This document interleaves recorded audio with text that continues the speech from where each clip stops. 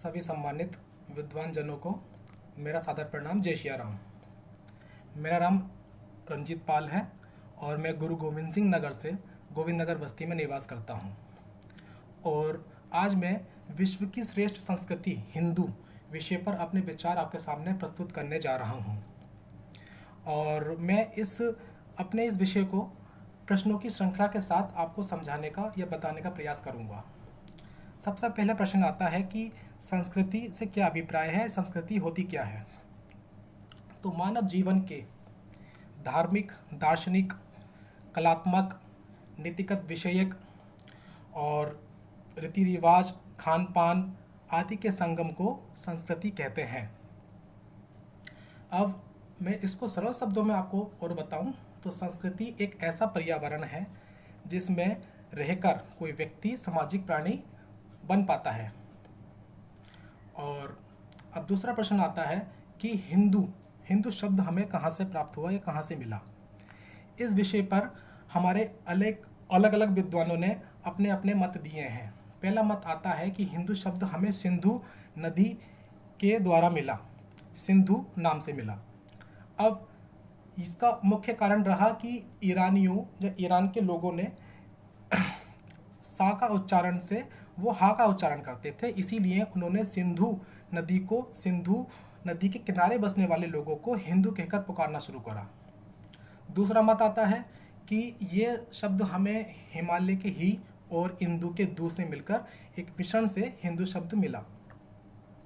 और तीसरा मत हमारे विद्वानों का आता है कि ये हमारे उपनिषद काल में प्राप्त साहित्य में हिंदू शब्द की पर्याप्त मात्रा में हमें वर्णन मिला है, इसलिए ये पूर्णतः भारतीय है। अतः हम हिंदू अपने आप को सनातनी भी कहते हैं और वैदिक धर्मी भी कहते हैं और आर्य भी कहते हैं। अब तीसरा प्रश्न आता है कि हिंदू या हमारी जो संस्कृति है इसका आधार क्या है। हमारी संस्कृति का आधार, इसका उत्तर यह है कि विश्व की सबसे प्राचीन एवं सब सत्य विधाओं से निहित जीवन के प्रत्येक पहलू पर प्रकाश डालने वाली ईश्वरीय प्रदत्त दिव्य ज्ञान पुस्तक वेद है। वेद में ही धर्मशास्त्र,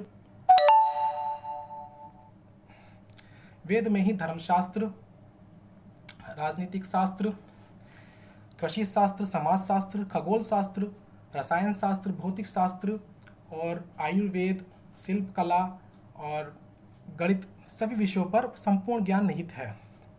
और वेदों के अनुरूप कार्य, स्वभाव व व्यवहार को ही मानव की संस्कृति कहा जाता है। और वेदों में निहित धर्म, संस्कार और शिक्षा और सभ्यता, ये वेदों में की मूल भाषा है। अतः हम ये कह सकते हैं कि अगर हम धर्म को परिभाषित करें कि सब सत्य, गुण, कर्म और स्वभाव को ही अपने सभी मनुष्यों द्वारा अपने जीवन में धारण करना धर्म कहलाता है। और अब मैं अपने मुख्य प्रश्न पे आता हूँ कि हमारी संस्कृति यानी कि वैदिक सनातनी धर्मियों की जो संस्कृति है वो विश्व में श्रेष्ठ क्यों है, महान क्यों है। तो इसके लिए मैं आपको 6 उदाहरणों से आपके सामने प्रस्तुत करूंगा। पहला उदाहरण आता है कि हमारी संस्कृति की प्राचीनता। विश्व की सर्वाधिक प्राचीन व समृद्ध संस्कृति है भारतीय संस्कृति। अन्य देशों की संस्कृतियां समय की धारा के साथ साथ नष्ट होती रहीं, किंतु भारतीय संस्कृति आदिकाल से अपना स्थायित्व बनाए हुए रखी हुई है। मध्य प्रदेश की भीमबेटका में प्राप्त शैल चित्रों और नर्मदा घाटी की खुदाई में प्राप्त विवरणों और सिंधु घाटी की सभ्यता से प्राप्त पुरातत्वीय प्रमाणों से यह सिद्ध हो चुका है कि आदिकाल से ही भारतीय संस्कृति भारत की भूमि पर मानव की कर्म भूमि बनी रही है। दूसरा सबसे अच्छा मुख्य उदाहरण है इसकी निरंतरता। भारतीय संस्कृति हजारों वर्षों से अपने मूल स्वरूप में आज भी जीवित है, जबकि अन्य देशों की संस्कृतियां जैसे मिस्र, यूनान, रोम आदि देशों की संस्कृतियां अपने मूल स्वरूप को लगभग विस्मृत कर चुकी हैं। और इसके अलावा भारत में नदियाँ, बट, पीपल जैसे वृक्षों, सूर्य और प्राकृतिक देवी देवताओं और पूजा पाठ हवन की पद्धतियाँ शताब्दियों से चली आ रही हैं। वेद और वैदिक धर्म को मानने वाले करोड़ों भारतीय गीता और उपनिषद आदि ग्रंथों के ज्ञान को अपने जीवन में सदियों से प्रेरणा लेते आ रहे हैं। तो ये दूसरा मुख्य उदाहरण था कि हमारी संस्कृति श्रेष्ठ क्यों है। तीसरा उदाहरण है भारतीय संस्कृति की सहिष्णुता एवं लचीलापन। भारतीय संस्कृति की सहिष्णु प्रकृति के कारण ही इसने अपना एक अस्तित्व और एक अपना स्थान बनाए रखा है।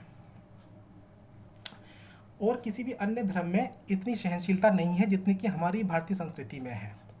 जैसे हमारी भारतीय संस्कृति में कोई भी व्यक्ति किसी भी देवी देवता की आराधना करे या ना करे, कोई पूजा पाठ हवन करे या ना करे, धर्म और संस्कृति के आधार पर कोई भी बंधन नहीं है। और यही कारण रहा है कि भारतीय संस्कृति में या हिंदू धर्म को कुछ विद्वानों ने हिंदू धर्म न कहकर कुछ मूल्यों पर आधारित एक जीवन पद्धति की संज्ञा दी है।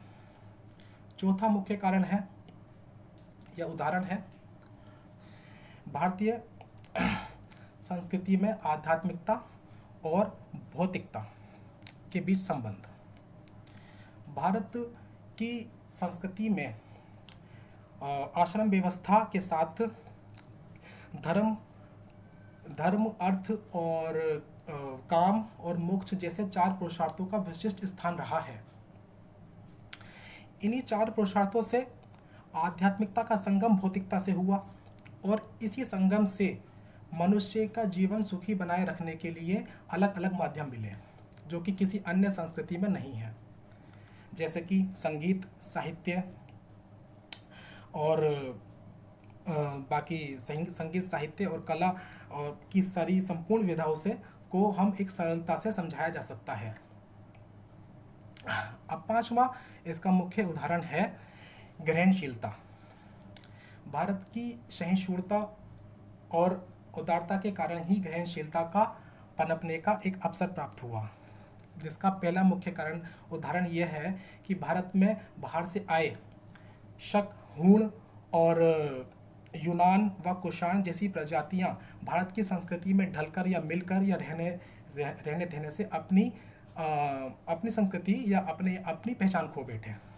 दूसरा, इस्लामी संस्कृतियां मुगलों और तुर्कों व फारसियों के माध्यम से भारत में आईं और पाश्चात्य संस्कृतियां यूरोपीय व ब्रिटिश साम्राज्य के आगमन से भारत में आई। हालांकि इन लोगों ने हमारी संस्कृति को नष्ट करने के भरसक प्रयास किए, किंतु फिर भी हमारे लोगों ने इनको यहाँ बसने की स्वतंत्रता दी और इसी के साथ साथ अपनी संस्कृति को बचाए रखने के लिए अपने आप को शहीद भी किया। और छठा जो मुख्य उदाहरण है हमारी संस्कृति को श्रेष्ठ करने का, वो आता है अनेकता में एकता।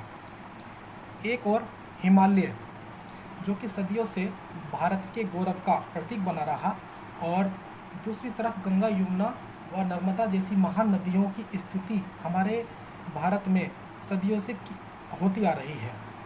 रामकृष्ण और शिव की आराधना हम प्राचीन काल से करते हुए आ रहे हैं और विविध भाषाओं के कारण भी अनेक भाषाओं में सभी देवी देवताओं पर आधारित साहित्य का सृजन हुआ।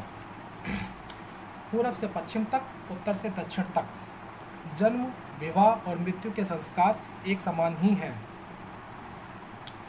और संगीत के साथ स्वर, नृत्य, त्रिताल की कला भी एक समान ही है। और इसी के साथ साथ भारत में अनेक धर्मों, संप्रदायों, मतों व पृथक आस्थाओं के बावजूद भी हमारा भारत अनेकता में एकता का केंद्र रहा है। और यही कारण है कि विश्व में हमारी संस्कृति यानी कि भारतीय संस्कृति, हिंदू संस्कृति विश्व की सर्वश्रेष्ठ संस्कृति है और यह कह सकते हैं महान संस्कृति है। और अंत में मैं एक सुभाषित कहकर अपने विषय को विराम दूंगा।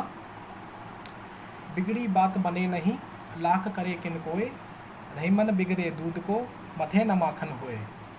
अर्थात जिस प्रकार फटे हुए दूध को कितना भी मथने से हमें मक्खन प्राप्त नहीं होता है, उसी प्रकार हम अपनी बिगड़ी हुई बात को कितने भी प्रयासों से ठीक नहीं कर सकते हैं। इसका एक सुझाव इसमें ये आता है कि हम किसी भी व्यक्ति से, चाहे वो हमारे जान पहचान में हो या नहीं हो, बात करते समय अपने संपूर्ण ज्ञान और बड़े बड़े लोगों के सलाह का पूरा प्रयोग करना चाहिए। वंदे मातरम। जय श्री राम। भारत माता की जय।